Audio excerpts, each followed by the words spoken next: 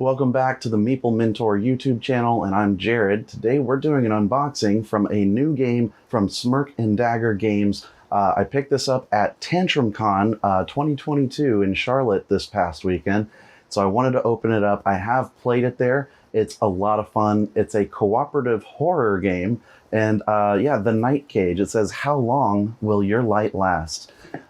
So it's got a really cool theme, and it really ties everything together with the way that the artwork and just the general aesthetic of the game works. So you awake in the dark, your body cold, your mind blank. You have nothing but your fear, a candle, and a question. How long will your light last? The Night Cage is a cooperative horror-themed tile placement game that traps 1 to 5 lost souls within an otherworldly labyrinth of eternal darkness. Equipped with nothing but dim candles, you must work together to explore the maze and escape. To win, players must each collect a key, find a gate, and escape as a group. But escape won't be easy. The weak glow of your candle sheds light on only a small area of the maze at a time. As players move, new pathways are revealed, while old ones disappear forever into the darkness, creating an ever-changing play space that requires teamwork and collective strategy to navigate. So this plays in about 45 minutes, maybe shorter if you guys, if you run out of keys, like if you see them all early in the game, or you accidentally get all the gates so that you don't have an option anymore, because I think there's only 4 gates that can pop up. So once that last one's there and you see it, it's like you have to keep that player nearby to make sure the gate doesn't go away. Because when the tiles disappear, they are discarded from the game. Never to be seen again. And there are lots of monsters as well. So right on top, you'll see the rule book. This has a interactive video tutorial and all that stuff too on the Dized app. And so here you can see you awake in the dark. So this is kind of like the first intro. You fall in. There's like this imagery all over of like just darkness and bleakness, and there's just candles, and the art in this is just amazing. I love how it ties together. Like, here's the keys and the art for that key room. So moving on from the rule book, they threw in a couple baggies for us right here. We have some metal skull keys. I believe there's 1, 2, 3, 4, 5. Is that right? Yep. So you'll only get 5 keys, 1 for each player. You can only ever carry 1 at a time, and you can't really drop it or trade it either, so makes it extra difficult. Here's the player pieces, which are wooden little candlesticks of various colors and also various shapes if you're colorblind or whatnot.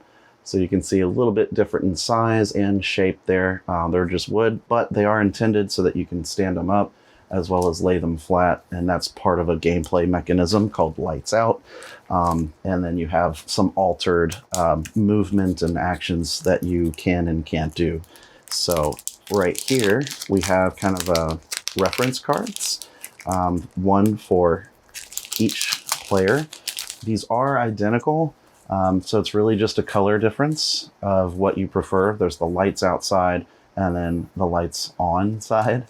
Where you can do your full turn, where you can either move or stay, but you still have to discard a tile from the stack. But on the lights outside, if your light goes out, you have to move, and you can only illuminate your tile, not the ones around you like normal, and you can't stay, at least without paying a nerve token. So the nerve tokens are stuff that lets you do more actions on your turn, but you can only ever keep 2 at a time. So this board here is for the discarded tiles, and it's nice both for setting up the game, because as you're looking for the right tiles that you need, you can stack them in here, and then you shuffle them back all together. And then as you finish the game, because as you discard them onto these spots, you've already kind of separated them out, so it's easy to pack it up. It's really nifty how that all works together. And then there's the 5-player side and the 1 to 4 player side, and it just basically changes the amount that you'll see or prep for your game. And then we have all the cardboard at the bottom here, but even the inside of the box there has some cool designs to look at. This like person sleeping just you know, alone in the dark. Before we get into that, I did see the board here at the bottom, so let's take a peek, you know, at all the good artwork and how this looks. Okay, so this is the Night Cage, and you've got a space for your nerve tokens to just kind of sit. You have north, south, you know, you've got some art of these guys crawling down the tunnels and hiding and waiting and all that kind of stuff. And then this is the 1 to 4 player side. So I believe it's just 2, 4, 6 by 6. And then of course keys, a little spot to put the keys on the board. And then the other side for 5 players. So it's should be 7, 1, 2, 3, 4, 5, 6, 7 by 7. Yep. So just a little bit more space for the 5 full players. And we did play it at 4 players, and it was quite difficult, especially near the end, as you realize that your actions are going to be extremely limited based on how many tiles are left in the stack. And we almost won, but we did not find a way to safely get out.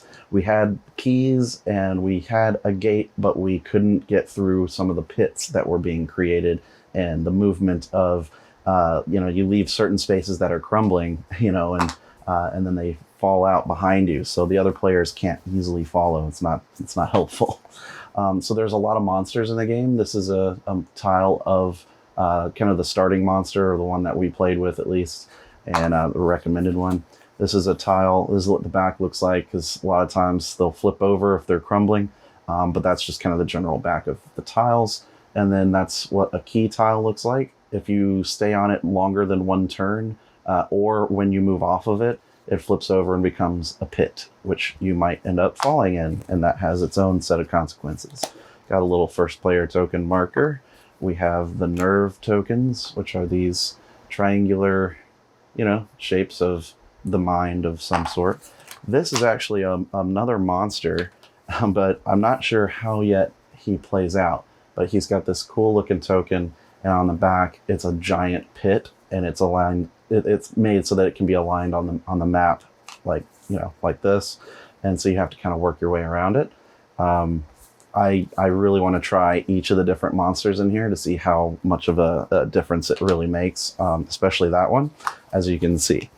Over here we've got the next cardboard piece that is what you'll need to assemble the candlestick, and essentially it stands up, it connects together, and that sort of thing, so that the tiles can stack in them, and it becomes kind of like a tile tray, or like a dice tray, but for tiles. I don't know. So these, we're looking at the back. So monsters, different types of pathways that you can actually traverse. You have to follow a path. Here are the starting tiles for characters, and of course they'll crumble after you leave them. That's just what they do. We have this kind of monster there. They do have names. I'm not sure what they're called, but they're kind of cool looking.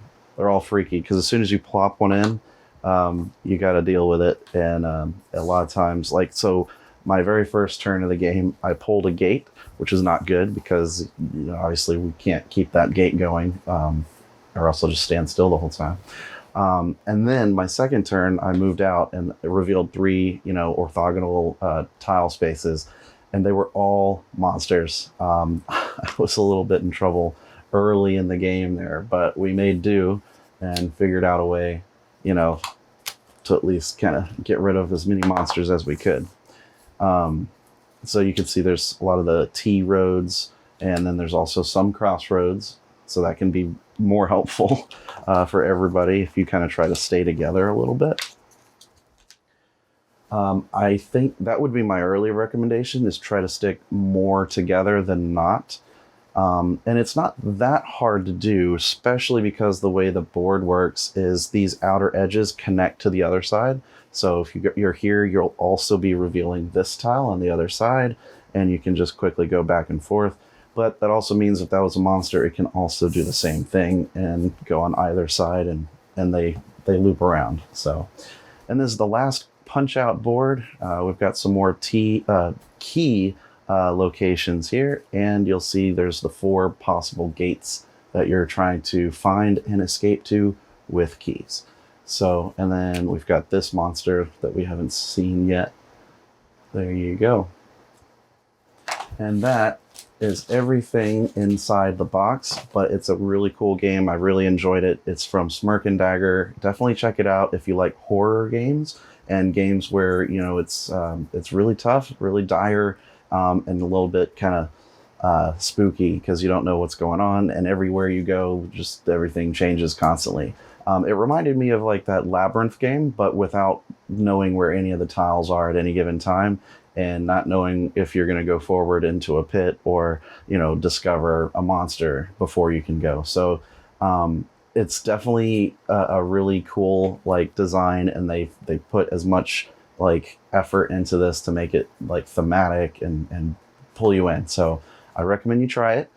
This is the Night Cage. So this has been an unboxing from the Meeple Mentor YouTube channel. I've been Jared. Thanks for tuning in, and I'll see you in one of our next videos. Catch you later.